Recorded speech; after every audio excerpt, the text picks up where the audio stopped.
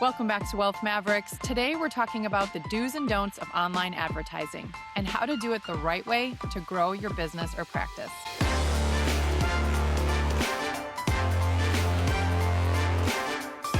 Video and short attention spans. So get to the point, the pain you solve, and what makes you different and how you can solve it. This is a secret. Take this nugget. We always call out specifically who we want to reach in the ad. Those are the first words out of everyone. Welcome back to the podcast. I'm Erin Nevacosi, and I'm joined today by special guest Sofia Ortiz.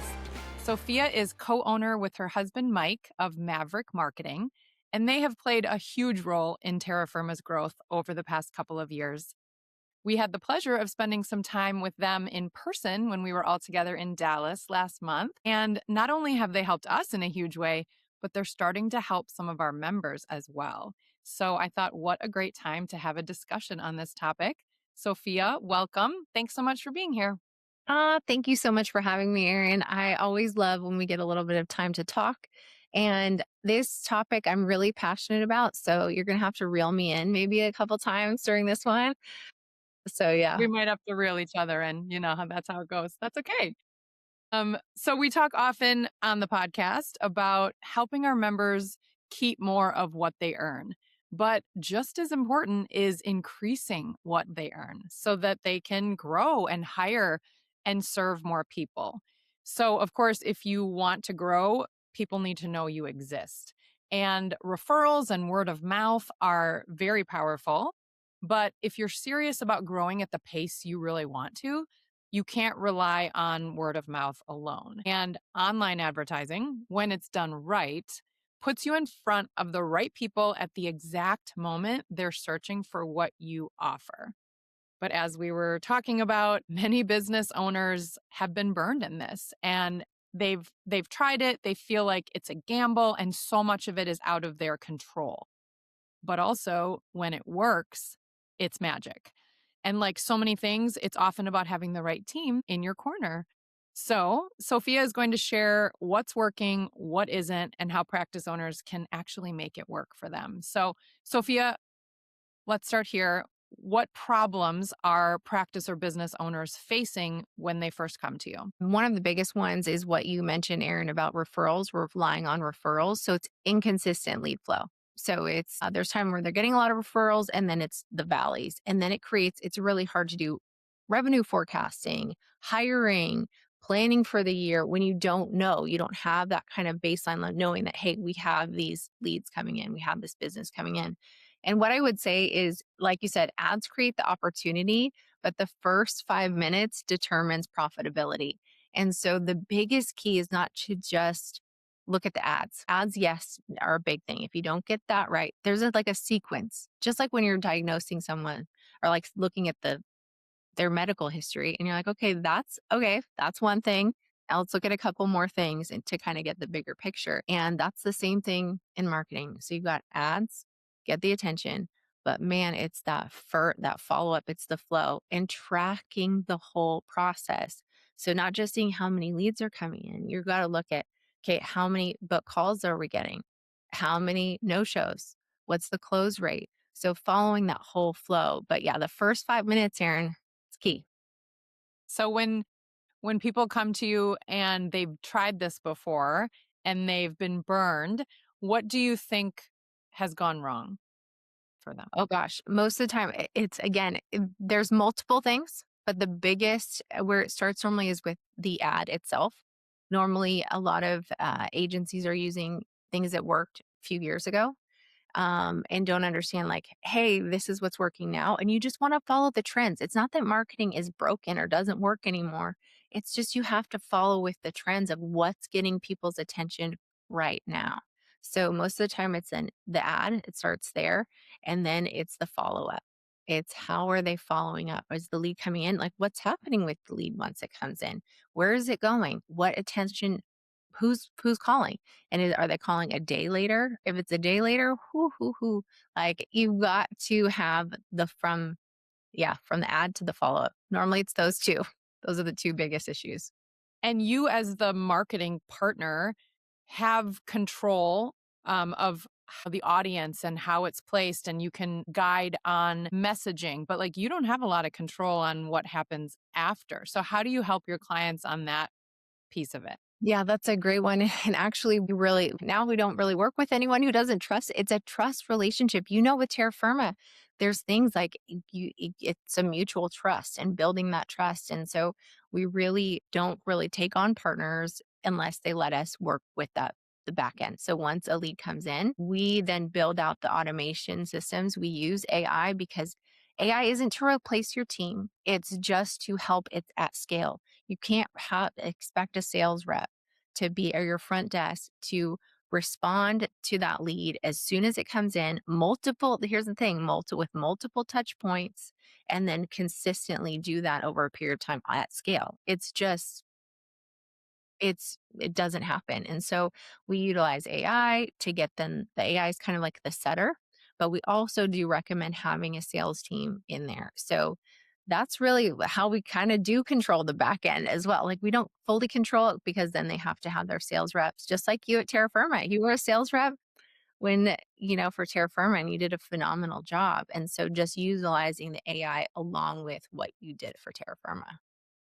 Yeah. And when it comes to a practice, it has to do with the people who are actually in the office. Like, do you have the people who are there to make the call, book the appointment right away? And you say those first few minutes are so important. Why is that? Like, it's a very noisy world. So, Yeah. what are people doing if they don't get contacted right? Yeah, then the probability of them being booked, that drops off, I mean, exponentially. So we actually have 2 follow-up windows that we really focus on. It's the first 5 minutes, and then the second window to catch those if they didn't come in those first 5 minutes, it's the first 24 hours.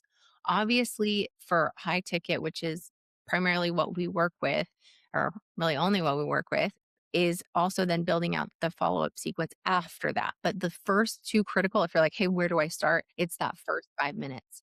Then if you can build out the first 24 hours and then work with your sales reps on how to build out a long term. By long term, I mean a couple months. Some sales cycles, we are just looking at this with Terra Firma. Some sales cycles are a few months. It's not just like it comes in and it's done. But if you're looking where to start in those first 5 minutes and then build out from there. So, how important is it to understand who you're going after? And do your clients, when they first come to you, do they understand this, or are most like trying to go after everyone and you have to help them refine that? Because that's certainly what you did for us. Like, we can help anyone who's making, $500,000 plus. You're paying too much in taxes. So we can help everyone. We want to help everyone. And you were like, slow your roll. If you're talking to everyone, you're talking to no one. This is the passion that Bob's had for doctors. Like, you really helped bring that out of us, and we are forever grateful. So, where do people fall usually when they come to you? That's a great question, Erin. And I would say that's one of the biggest, because then that affects everything. Because then the ad's off. And if the ad's off, then you're not getting the right people in the door. The follow up isn't, you got to match the whole process. And so most people, you're absolutely right. They're like, I want to help everyone. Our stuff is amazing. We want to help everyone. And it actually hinders you. And the people who trust us in this and trust the process, they're the ones we see the best success at, because think about it, you only have to gram attention nowadays. There's just so much noise, as you said, Erin. And if you're not, and so all of our ads, this is a secret, take this nugget. We always call out specifically who we want to reach in the ads in that first. Those are the first words out of everyone. It's like for you, you've said so many times, hey doc, Hey, hey doc. doc. And so narrowing it down. And the best was just being like, hey, who do you love to work with? Who have you seen the best success with? Where do you make the most money? Where do you just, hey, if I had 100 of these, I would be happy. That's a great place to start with. And then being like, okay, now what messaging? Who are they? What messaging do I need to use for them? How do I call them out in the ad? And then hit on it's that calling them out, hitting on their main pain points, not the ones that you might think they have, the ones that they actually have and are thinking about in their heads and that are going to get them to click that pain point. Then Yeah. saying how you solve it and leading them where to go. It's very simple. But if you don't get that first part right, like you said, Erin, like if you don't know who you're talking to, it just is, you're throwing stuff out there and it's never going to resonate. Yeah. So you talked about staying on top of trends and what's working in the past few years. What have you seen change when it comes to what maybe worked before but doesn't, or what's working best now? Yeah, that's a great question. So, what used to work a lot was static images. So, back not too long ago, static images worked fine, worked great. And pumping out a bunch of different things, like just tons of ads and all these variations. Not anymore. I would say go if you're a practice owner, don't just use an image of a family smiling and holding a dog and we're here to help you. Like, don't please, like, don't use that. What's really working right now, and we've split tested a bunch, so you don't have to split test, is a phone. Like, don't pay for a high production video. Videos outperform images all the time. For if you have a high ticket service, all the time. And so get a phone, and another thing, remember, Erin, we did this with you guys too. We split test you and Joe. Remember? We're like, we'll see and it's always feel free to split test if you want, but women always outperform men. And just you don't have to, it's just a nice looking, well spoken woman and not an actress or overly produced, but just holding their phone, hitting on the pain points. That's That's good. the best. Video. That's what's working the best right now. Okay. Video and short attention spans. So get to the point, the pain you solve, and what makes you different and how you can solve it. Like, Yeah, boom. Okay. absolutely. So, what about social media? Like, obviously, I've been in the marketing space for a long time. You want to be creating content on a regular basis. Do you think organic social, like non paid, still has its place? Like, is it seen? How does it support advertising? Like, talk to me about that. Yeah, absolutely. That's where we got started. So we got started in running social media for clients, the organic side. And I say to anyone who wants to get into ads now, we're like, start with social media. You want to learn ads because the biggest key is finding out and staying it. So there's still clients we run their social media for, but we don't do it anymore. But I always want to stay in the game because things change, trends change. And so if we were to be like, oh, we're done with social media now, and a year from now, 6 months from now, it's going to change from where it's at right now. And so if you're not in it and realize and tracking, hey, this is what's resonating. And there's a big distinction. Like we actually talked about this yesterday too. There's a big distinction between going viral and actually producing content that's going to make people have a connection with you, actually want to do business with you. They both have their place, but they're very, very different. Organic's not done. It's needed. It's kind of like the building for the long haul is what we kind of describe social media as. Is that's like the long play. You're building your brand. Ads is like, hey, I need leads. I need a predictable lead flow. I need a scalable model. That's at paid ads. So I hope that makes Yeah. So I can think of many businesses that I engage with or practice owners who I work with. Like, some of them have never done social, or they did social years ago and now their Facebook page and their Instagram and all of it has just sort of fell by the wayside, because we all know from experience, like, that takes effort, consistent effort, just like anything else. And oftentimes it can be one of the first things to go. So if someone is there where they're like, crap, I'm starting from zero, what is a good starting point as far as frequency goes for getting into social? Yeah, and I would always circle back with what's the goal and what's the budget, I'll be honest. So if you're like, "Hey, our goal for social media is that brand awareness," or our goal for using social media, we want to generate leads. There are two different, so being very clear with, because we only have a certain amount of time, certain amount of budget for things. And so we always ask, what is the main goal? Because if the goal is, hey, I need leads, then we're like, hey, put that money and time into paid ads. If the goal is, hey, I want to build our brand and I want to get clear on our messaging, and then I would be like, hey, social media, do that. So that is a big distinguishing factor there. And if you have time and the team and the budget for both, great, do both. It's phenomenal, but don't chase vanity metrics. So don't just chase going viral. Don't just chase the number of views. Yeah. Right. Would you rather have 1,000,000 views and 2 conversions, or 100 views and 2 conversions, or 4 conversions, you know? Yeah. Yeah. Quality over quantity. Okay, Absolutely. so let's talk budget, because if someone has never done ads before, or again, they've done it in the past and they saw little to no results, they can be very gun shy about, like, and again, being in marketing, that's why I love what I do now at Terra Firma. I've said this to a lot of people, where we are selling a service, but I mean, what we do is like on paper, accounting, black and white. We say this is going to happen, and then this exact thing happens come tax time. How cool is that? Whereas so much of marketing and PR and all of that is, yeah, you're investing in this hoping that the result will come. So when someone starts spending money, is there a point where they're like, okay, we've spent this much, nothing's happening, we want to pull out? Like, what do you tell them? Or how do you gauge that?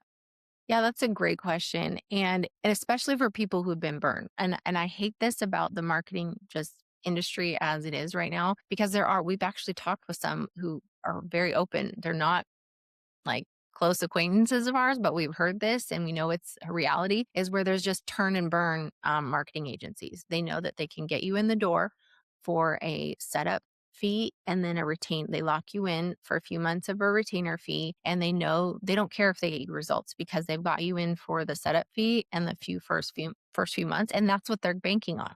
And they just bring them in, Run, churn learn. them out, bring them in. And so that's a reality. And it sucks. Like it really does. And so we know that that's one of the biggest things we have to kind of work through and build that trust. But the key is for us is we have key markers that we look for. So, and our big thing is like, hey, it's not just the ads, it's the systems. And so we're going to be looking at, hey, in the first 24 hours, did our ads convert? If they didn't, we need to make an adjustment there. In the first week, how many book calls did we get? Okay, did we get some? If we did, good. Let's keep it going there. If we didn't, we need to make an adjustment. So there's key markers. Okay, how many proposals in the first 2 weeks have we gotten? Like I said, we work with high ticket. So how many, like for if it's a high ticket service for a doctor, how many consultations did we have? And there's markers you can look at and show up right then. So you're not just looking at, hey, this is the number of ads that came in. We're looking at the whole process. So work with a team that understands the whole process and really I think that's and then be like, what can I expect from you? How are you gauging that? And if they just say, oh, we just don't know, like that's a huge Yeah, you have to know how to measure success. You have to measure everything because that's where you can start to see the holes in the process. Like, if this isn't working, that's the piece that needs attention. And so 100%. it is a trial and error. You know, you can't always figure those things out in a couple of months. And so when you're newly engaging with someone, what's the realistic time frame expectation? Like, hey, we want to give this 12 months or we want how like what does that look like? Yeah, that's a great question. And that's something where we are very upfront with people. We never promise, we never guarantee. We say, hey, we have to take this to market. We're going to do that. We explain to them the systems, the flow, all of the things. But still, until you take something to market, you just don't know. And so what we say is like normally, especially if it's high ticket service, it can take 3 months to get that. I believe that's what it took for you guys. And I remember Joe loves telling this story. He was like, I was one day away from being like, I'm done with This this. isn't work. This isn't working. I'm over this. And even on our site, we're like getting a little bit like, what is up here? And it was just the slower sales cycle, getting it going. It has a longer runway when it's high ticket. And that first runway can sometimes, we've been through it enough times now to know, but like in the beginning, it does. It feels like, oh my gosh, what the heck? But once you get through that, I mean, you guys have lived it. You've seen the success of once it works. And there's a trust factor, right? Like you have to build that trust. That's something we talk about with our members as well. It's like trust needs to be both given and earned. Like you need to give us some trust and then we will work as hard as we can to continue to earn it along the way. And we have seen that with our journey where yeah, it was a little slow to start because we're all new at this and figuring out our messaging and you're figuring things out on the back end. And then it starts working and it's incredible. So many of our listeners and our members are a direct result. They never would have known about us if it had not been for the ads that you guys have placed. And now we're growing more by word of mouth and referral, but that does not mean we're going to stop the advertising because, like you said, we want a consistent growth, which we'll talk about scaling in a minute. But even when things are going so well, and like we were in a time of getting quite a few leads every single day and our cost per lead and it was all going down, down, down. And then there were some changes on the back end that you guys had no control over. You just had to work within it. There is still some parts that are out of your control, right? 100%. And that's where the trust is so important is that you really trust whoever you're working with for your marketing because there is lovely Meta and Facebook, they'll roll out changes like how we experienced with you guys last year with the rollout of Andromeda. We had to rebuild your entire campaign and you had to trust us going from here to like full on rebuild and then get it back up. And that's the thing with paid advertising. You have to understand, like, and I think that sometimes can keep people from continuing with paid ads. They're like, oh, but when we started, our cost per lead was $5 and now what the heck, it's $20, or we started it was 20 and now it's 80. But it's like that's why you have to know your numbers. So if you have, that's why we like working with people who have good margins, because we know the cost, just like the cost of living is going up, the cost Meta is going to keep increasing their prices. Like that's just the way it is. And so if you I just feel like, oh, don't get out of the game unless your margins are cutting you out of the game. But if it's like, why would you stop if even if it does go to $20? Why would, or if it goes from 20 to 40, if you still are able to like build a Right. predictable pipeline and predictable revenue. And it's looking at it as an investment instead of a cost and playing the long game. And just like most things that are worthwhile in life that you believe in, whether it's your marriage or your health journey or, entrepreneurship, like it Yep. has its ups and downs. But when you're in the downs, it doesn't mean you quit or walk away because you know that it's worthwhile and it's worth the journey. So I think that's the same thing here. Like when you have a partner you trust and you know it works for people and you see that when it works, that's when you can scale to the moon. And so when we talk about tracking these numbers and getting to a place where everything is firing on all cylinders finally, how do you know when you've reached that point and it's time to scale? And how do you scale smartly? Yeah. Oh, oh gosh. Oh, and that's one of the biggest mistakes people make just across the board, whether it's practice owners or anyone, is when they come to days of volatility, like whether it's the holidays or, Election. yeah, then they go in and they wanna change things, like, "Oh, can we change this?" You are wrecking, you can crash your entire campaign, and Mm. so there's the way we do it and the way we track daily. We track there's numbers, but we don't just look at the number of leads. There's a full measure of different metrics we are watching daily, and we track it. We don't just look at the day, we look at the week, then we look at the month, we look at what holidays it is, what's going on here, and that gives you the ability to keep it stable, know if it's stable, know what needs to be changed, know when it needs to be changed. And more importantly, right now, Andromeda, what it loves, stability. Once you build it stable, you leave it. You don't do a bunch of changes. If you do a bunch of changes right now, it is going to crash your campaign and you're just going to keep making that cost per lead go up. You're going to keep, it's like restarting the engine. And every time you restart, you're also like hitting your engine with a hammer a few times. So what would be we're in this place where it's like, okay, we're ready. Like we want to scale it. So like let's say someone is spending 50 or 100 or whatever dollars a day and you're like, let's go to 10,000 or let's get like you probably can't do that. You Mm-mm. need to scale smartly. So how do you advise people on that? Yeah, that's a great question. So we normally so we'll look and be like, hey, it's stable. The numbers, all the metrics are stable. It's time to scale. Then, and also you never want to scale with someone who is shaky during like, oh, we have a day where it's an off day. I'm going to make changes. If you're at that point, you're too emotional. I wouldn't recommend scaling. I'm just going to be honest. So then, but if everything is stable, you're like, hey, I know this is going to be like, there's going to be kind of the ups and downs a little bit as it goes up, if that makes sense. And I'm okay. I can handle this.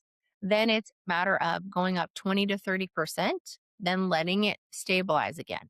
So you've got to go up 20 to 30%, let it stabilize a few days. We go, because with you guys, it was having to rebuild. We're extra cautious. We'll go every week. So we'll scale, make sure everything stabilizes, scale again. That is how we roll. You can't just Okay. go from a low spend to then going, like you said, from 100 to 10,000 a day. It's going to wreck your cost per lead. It's going to throw things off. It's going to be really rough. A rough That makes sense. takeoff.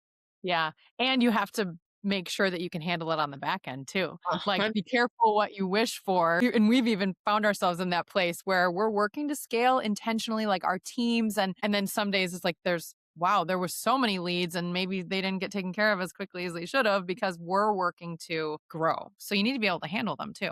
Absolutely. Okay. So you say that you work mainly with higher ticket offers. Mhm.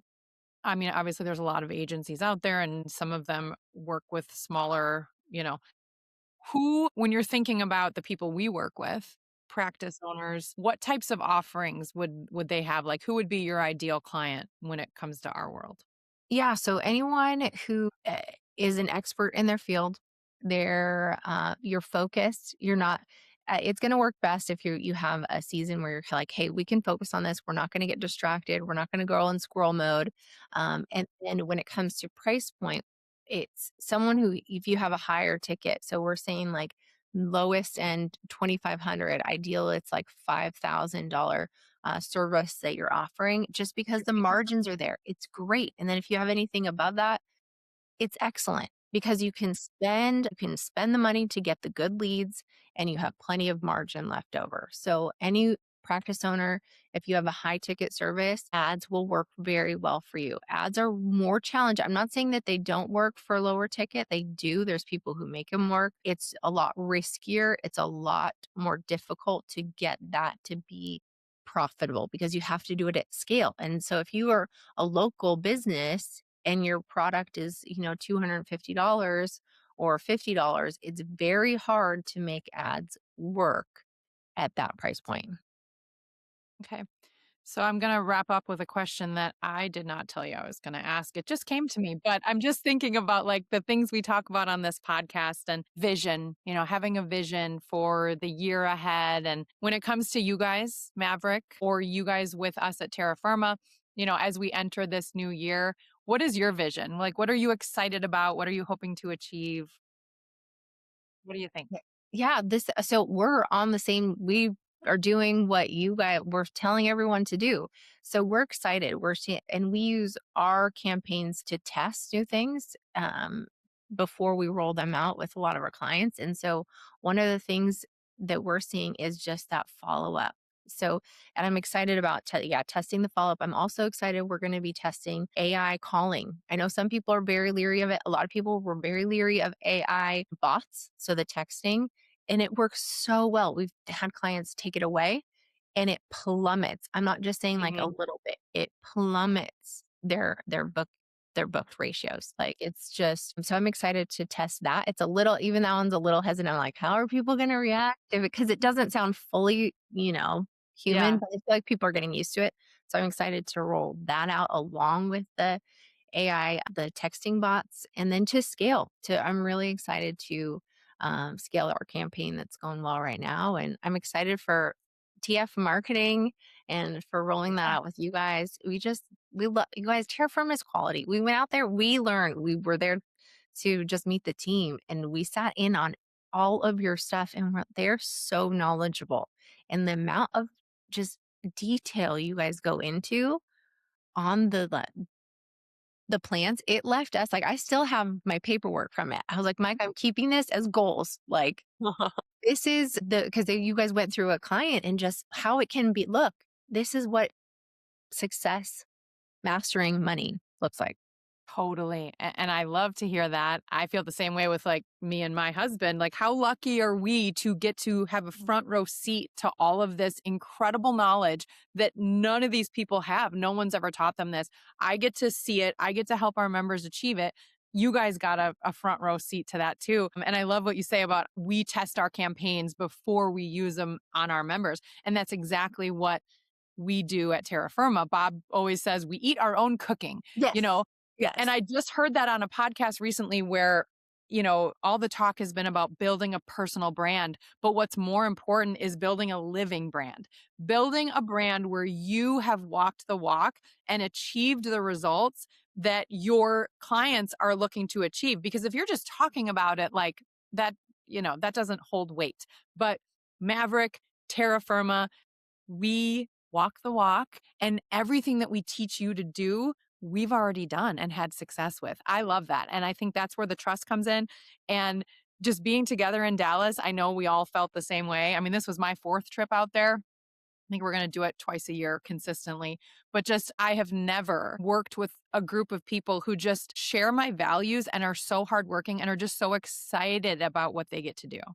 Yeah, you guys are like for real. So you guys are so into it. Like you guys, anyone listening, they live and breathe. Like it's you guys love it.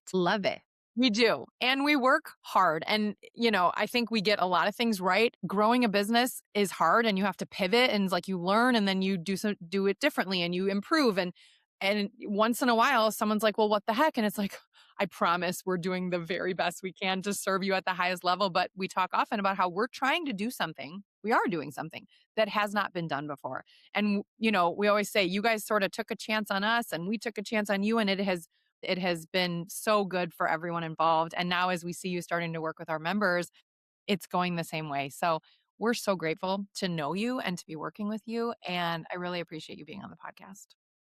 Appreciate you having me on. You did such a great job, Erin. And I'm excited to come out to Arizona to see you so we can go on a hike. And Heck yeah. it's fun. This And gal can maybe, bowl too, guys. Man, wait, what? you can bowl. She's so competitive. That's why I think you're so good in business and sales and what you do for Terra Firma because you're like, how can I help them win even more? Like we were at the arcade and what was the game? You were like throwing something The and she clown was winning. knockdown Yeah, game. And then the basketball, I just wanted to beat Bob and Joe. And then I did. And it's because y'all showed me up in laser tag and I had to redeem myself. So yes, we work hard, but we have a lot of fun too. yeah. And I feel like our members really feel that too. Like we just have such a connection and we attract like-minded people. And again, that's because of the work you've helped us do to refine our messaging and who we are and just bring those people into our orbit. So again, so grateful. Thank you. Doc, we hope you have enjoyed this episode. What we want you to understand is if you are a practice owner or even a partner in a practice and you're ready to grow in a strategic way, you got to have the right people in your corner, but online advertising is where it's at. Mavrik is a partner that we totally trust and are so excited to have working with some of our members.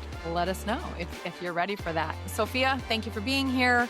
And Doc, until next time, go be a wealth maverick.